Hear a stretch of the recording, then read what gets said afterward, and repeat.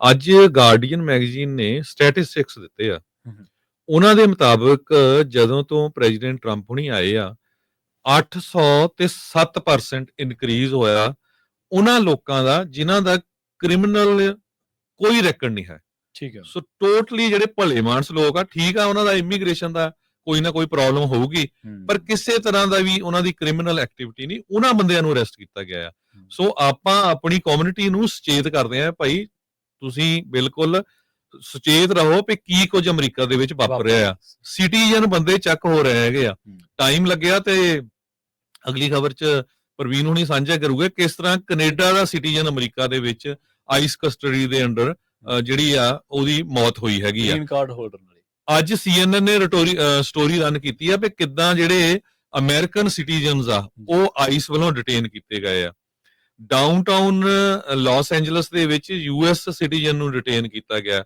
ਸੋ ਬਹੁਤ ਸਾਰੀਆਂ ਸਟੋਰੀਆਂ ਆਈਆਂ ਜਿੱਥੇ ਈਵਨ US ਦੇ ਸਿਟੀਜ਼ਨਸ ਨੂੰ ਡਿਟੇਨ ਕੀਤਾ ਗਿਆ। ਸੋ ਇਹ ਸਟੋਰੀ ਇੱਕ ਜਿਹੜੀ ਮੈਂ ਤੁਹਾਡੇ ਨਾਲ ਅੱਜ ਗਾਰਡੀਅਨ ਮੈਗਜ਼ੀਨ ਦੀ ਸਾਂਝੀ ਕਰਨ ਜਾ ਰਿਹਾ ਹਾਂ, ਇਹ ਇਰਾਨੀਅਨ ਮੂਲ ਦੀ ਬੀਬੀ ਆ। 47 ਸਾਲਾਂ ਤੋਂ 47 ਈਅਰ ਤੋਂ ਅਮਰੀਕਾ ਦੇ ਵਿੱਚ ਰਹਿ ਰਹੀ ਆ।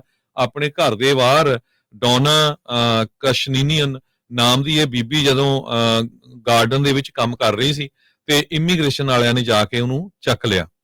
ਉਹ ਕਹਿੰਦੇ ਵੀ 1978 ਦੇ ਵਿੱਚ ਉਹ ਐਜ਼ ਏ ਸਟੂਡੈਂਟ ਵੀਜ਼ਾ ਦੇ ਉੱਤੇ ਆਈ ਸੀ। ਬਾਅਦ ਦੇ ਵਿੱਚ ਉਹਨੂੰ ਪੋਲੀਟੀਕਲ ਅਸਾਈਲਮ ਅਪਲਾਈ ਕਰ ਲਿਆ ਕਿਉਂਕਿ ਉਹਦੇ ਲਿੰਕ ਜਿਹੜੇ ਆ ਉਹ ਸ਼ਾਹ ਆਫ ਇਰਾਨ ਦੇ ਨਾਲ ਸੀਗੇ, ਉਹਨਾਂ ਦੇ ਪਰਿਵਾਰਕ ਰਿਲੇਸ਼ਨ ਸੀ। ਕਿਉਂਕਿ ਉਸ ਟਾਈਮ ਦੇ ਉੱਤੇ ਸਾਰਿਆਂ ਨੂੰ ਪਤਾ ਆ ਵੀ ਜਿਹੜਾ ਸ਼ਾਹ ਆਫ ਇਰਾਨ ਆ ਉਹਨੂੰ ਓਵਰਥਰੋ ਕਰ ਦਿੱਤਾ ਸੀ ਜਿਹੜੀ ਇਰਾਨ ਦੇ ਲੋਕ ਹੈਗੇ ਆ ਉਹਨਾਂ ਨੇ, ਖਮੈਨੀ ਉਹਨਾਂ ਦੇ ਗਰੁੱਪ ਨੇ।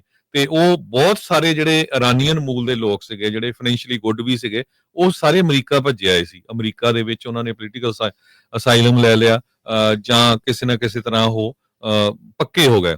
ਸੋ ਇਹ ਬੀਬੀ ਨੇ ਇੱਕ ਸਿਟੀਜ਼ਨ ਦੇ ਨਾਲ ਵਿਆਹ ਵੀ ਕਰਾ ਲਿਆ ਸੀ।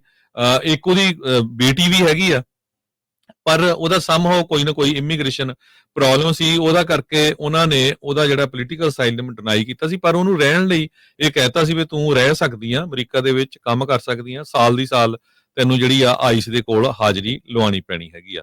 ਸੋ ਇਸ ਟਾਈਮ ਉਹ ਇੱਕ ਆਪਣੇ ਘਰ ਦੇ ਬਾਹਰ ਕੰਮ ਕਰ ਰਹੀ ਸੀ ਜਦੋਂ ਇਮੀਗ੍ਰੇਸ਼ਨ ਵਾਲਿਆਂ ਨੇ ਉਹਨੂੰ ਚੱਕ ਲਿਆ ਤੇ ਚੱਕ ਕੇ ਉਹ ਅਰੈਸਟ ਕਰ ਲਿਆ ਹੈਗਾ।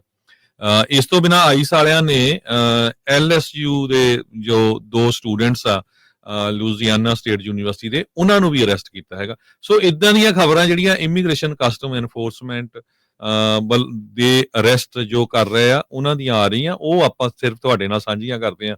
ਅਸੀਂ ਆਪਣੇ ਕੋਲੋਂ ਕੋਈ ਸਟੋਰੀ ਬਣਾ ਕੇ ਨਹੀਂ ਜਿਹੜੀ ਤੁਹਾਡੇ ਨਾਲ ਸਾਂਝੀ ਕਰਦੇ। ਉਹ ਜਿਹੜੀ ਨਿਊਜ਼ਪੇਪਰ ਦੇ ਵਿੱਚ ਜਾਂ ਜਿਹੜੇ TV ਸਟੇਸ਼ਨ ਦੇ ਵਿੱਚ ਨਿਊਜ਼ ਹੁੰਦੀ ਆ ਉਹ ਵੀ ਅਸੀਂ ਤੁਹਾਡੇ ਨਾਲ ਹਮੇਸ਼ਾ ਮੈਂਸ਼ਨ ਕਰਦੇ ਆ ਤਾਂ ਕਿ ਤੁਸੀਂ ਉਸ ਨੂੰ ਵੈਰੀਫਾਈ ਕਰ ਸਕੋ।